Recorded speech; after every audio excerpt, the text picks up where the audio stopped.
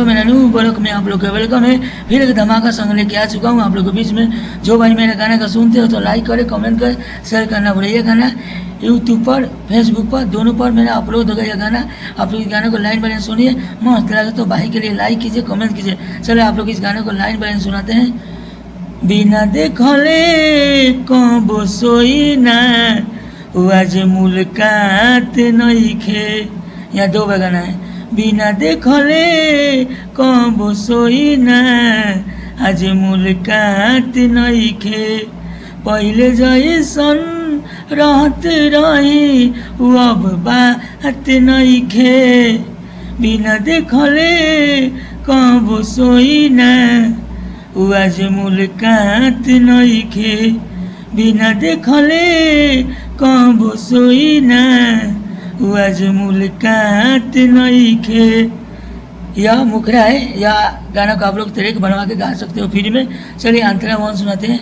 अंतरा वन सुनिए, भाई के चैनल को सब्सक्राइब करें और पिछले बार को चाहिए और लाइन वाले गाने सुनिए और भाई के चैनल को सब्सक्राइब करें। चलिए आपके अंतरा वन सुनाते हैं। जिंदगी के खुशियाँ, जिंदगी के खुशी सब छीन ले ली हो।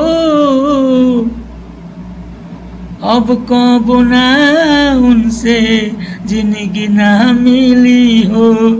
यहाँ हो हम मिस्टेक हो गया मेरे से। यहाँ दो बगाना है। जिंदगी के खुशी सब छीन ले ली हो। अब कब ना उनसे जिंदगी हमारे ना मिली हो। अब हमारे चेहरा पहले जैसन हंसत नइखे। बिना देखले कबो सोई ना आज मुलाकात नइखे।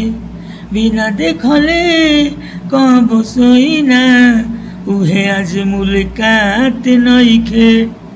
यह अंतरा हो या मुखरा है। चलिए अंतरा तू सुनाते हैं। अंतरा तू सुनिए, भाई के चैनल को सब्सक्राइब करना भूले और शेयर कीजिए ताकि दूसरे के पास जाए।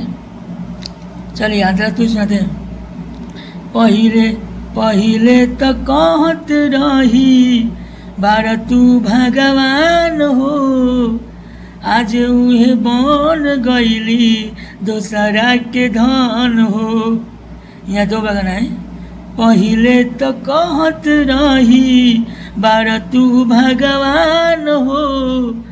आज उहे बन गईली दोसरा के धन हो। पहिले जैसन अखिया हमार रात में जागत नइखे। पहिले जैसन अखिया हमार रात में जागत नइखे। बिना देखले कबो सोई ना आज मुलाकात नइखे। बिना देखले कबो सोई ना आज मुलाकात नइखे। चलिए अगला वीडियो में आप लोग का वेलकम है। फिर धमाका चैनल लेके आऊँगा आप लोग के बीच में। जो भाई मेरे गाने का सुनते हो तो लाइक करें, कमेंट करें, शेयर करना भूलें और सब्सक्राइब कीजिए।